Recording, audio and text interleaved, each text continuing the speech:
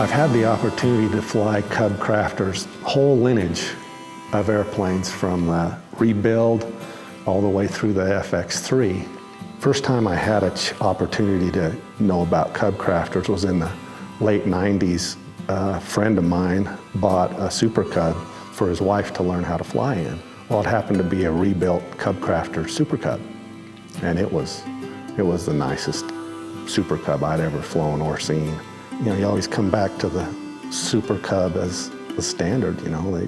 The longevity is just amazing, and Cub Crafters has, you know, taken it to a level that, you know, who could expect that with the Carbon Cub X-Cub FX program.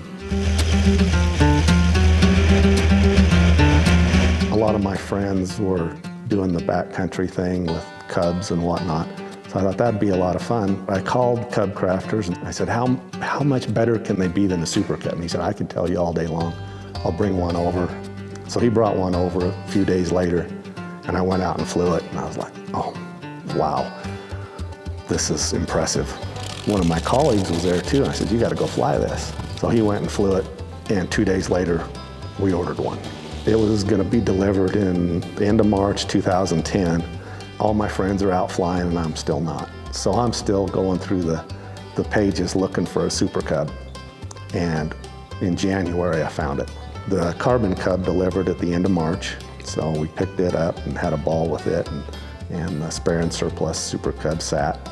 My colleague took it to Arizona that fall, and I went down to play around in the desert, and one of his friends came over and was looking at it. And I asked him if he wanted to go flying, so we put him in the front and I jumped in the back, and we went and flew it and came back. He goes, okay, I'll buy it. So he bought it and I airlined it home, but I still had my spare and surplus airplane. Another one of my friends in Wyoming had the prototype Carbon Cub. He called and said, hey, I hear you have a Super Cub. I'm like, yeah. He says, well, I have the prototype Carbon Cub. Would you like to trade?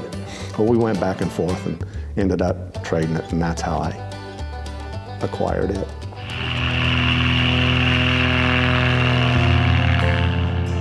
Owning the prototype Carbon Cub has just been a great experience, not only to be a steward of it, being the first one, the proof of concept, winning Valdez.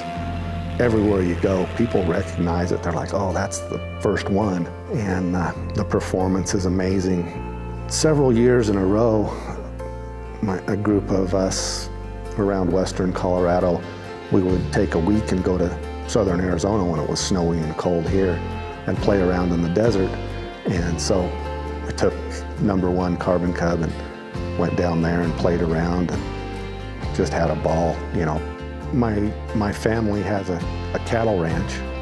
In the fall and in the spring when they're gathering their cattle, I always go and do a cattle search for them. So I land right next to their house there in a pasture, load up my brother, we go do a cattle search. And it used to be go to the airport, get in the plane, load up. Well, now I just land in, you know, next to his house. In 2015 and 16, I got to participate with it in the Oshkosh Stoll demo. So that was great. It was actually the first time I'd ever been to Oshkosh. Being in the air show at the end of it, you know, I remember taking off, looking over, and there's the Goodyear blimp. I'm like, oh my gosh, look at this. And then we're on the downwind, you look over and there's thousands of people watching you. It was special.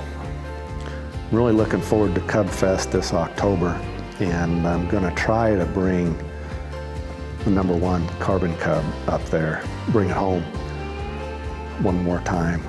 Next year, I'd like to bring the EX-3. Really looking forward to it. Should be a good time.